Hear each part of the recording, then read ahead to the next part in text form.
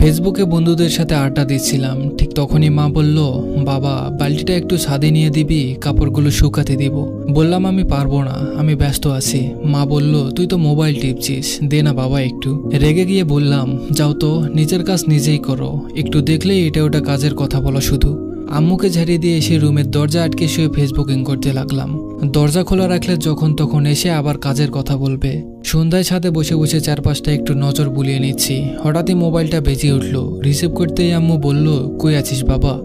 বললাম, আমি তো বলেই আসলাম আমি ছাদে যাচ্ছি, এরপরেও বাসায় থেকে কেন ফোন দিতে হবে? মা বলল, বাসায় একা একা ভালো লাগছে না, আয় না একটু বাসায়।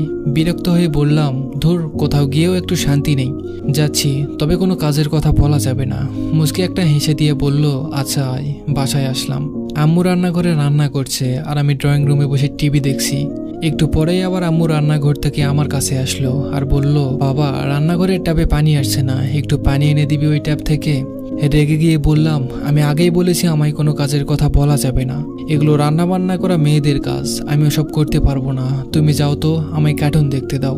বারবার মুখ করে আম্মু চলে গেল। প্রায় 20 মিনিট চলে গেল। টিভির সাউন্ড একটু বেশি দেওয়া ছিল। হঠাৎই নজর পড়লো ট্যাবের কাছে, বালতিটা পড়ে আছে, চিপচিপে পানিও দেখা যাচ্ছে। এক বালতি পানি নিয়ে আসতে পুরো রুম পানি দিয়ে ভিজিয়ে দিচ্ছ। কথাগুলো বলছে আর রান্নাঘরের দিকে এগিয়ে যাচ্ছি, কিন্তু রান্নাঘরে উকি দিয়ে দেখলাম কেউ নেই। আম্মু আম্মু বলে ডাকলাম, কিন্তু কোথাও কোনো সারা শব্দ নেই। বাইরে ট্যাবের কাছে গেলাম, একটু এগোতেই আমার চক্ষু কপালে উঠল। আম্মু মেঝেতে পড়ে আছে, চারিদিকে রক্তে লাল হয়ে আছে। দৌড়ে আম্মুর কাছে আসলাম। আম্মু, কি হয়েছে তোমার? আম্মু, কথা বলো। কি করব কিছুই মাথায় আসছে না। কোলে করে নিয়ে বাসা থেকে বের হয়ে একটা সিএনজি নিয়ে পাশের হাসপাতালে গেলাম। বাবার বন্ধু এই হাসপাতালের ডাক্তার। আম্মুকে নিয়ে আসতেই তাকে ওটিতে নেওয়া হলো। নিজের উপর আজ খুব রাগ হচ্ছে। এক বালতি পানি নিয়ে এসে দিলে কেমন ক্ষতি হতো। আম্মুর কিছু হয়ে গেলে নিজেকে কখনোই ক্ষমা করতে পারবো না। একটু পরেই একজন নার্স এসে একটা কাগজ ধরিয়ে দিয়ে বলল, এগুলো নিয়ে আসুন তাড়াতাড়ি। আমি দৌড়ে ডিসপেন্সারিতে গিয়ে ওষুধগুলো নিয়ে আসলাম। আমি এসে দেখি ওবায়দুল আঙ্কেল ওটির বাইরে দাঁড়িয়ে আছেন। আঙ্কেলকে বললাম, আম্মুর অবস্থা কেমন এখন?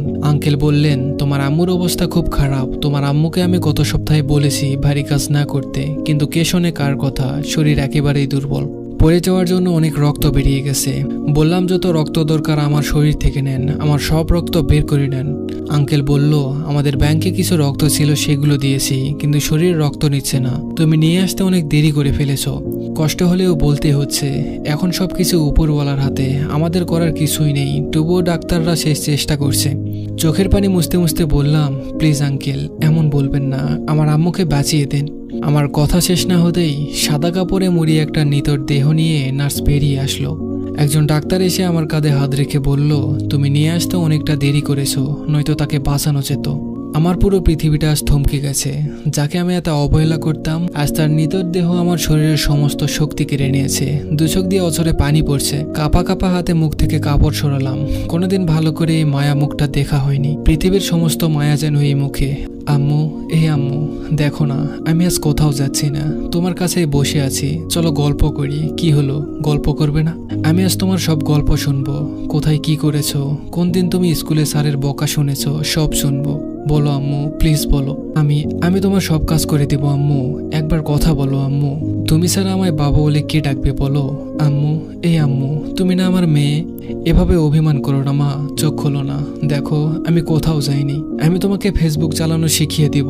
এই আম্মু, কথা বলো না একবার, এভাবে কেন চুপ করে আসো? প্লিজ আম্মু, আমার কষ্ট হয়তো আম্মু। ও আম্মু, তুমি না বলতে আমার চোখের পানি দেখবে, আমি নাকি পাষাণ? এ দেখো আম্মু, আজ আমার চোখ ভিজে গেছে, কোনো বাঁধন মানছে না। একবার কথা বলো আম্মু, আমি তোমায় রানীর মতো করে ডাকবো, সবকিছু আমি করব, তুমি শুধু একবার বাবা বলে ডাকো। প্লিজ আম্মু, আমায় ছেড়ে যেও না। সেদিন আম্মু আর কোনো কথা বলেনি। ভার্চুয়াল জগতের মাঝে আমরা এতটাই ডুবে থাকি যে পরিবারের কথা ভুলেই যাই। তারাও চায় আমাদের সাথে সময় কাটাতে, আমাদের সঙ্গ পেতে। তাই সবাই নিজেদের পরিবারকে সময় দিন। তাদের সাথে যেটুকু সময় থাকবেন সেটুকু আপনার হৃদয়কে প্রশমিত করবে। মনে রাখবেন, পরিবারের এক একটা সদস্য একবার হারিয়ে গেলে পৃথিবীর কোনো কিছুর বিনিময়ে আর ফিরে পাবেন না। ধন্যবাদ সবাইকে।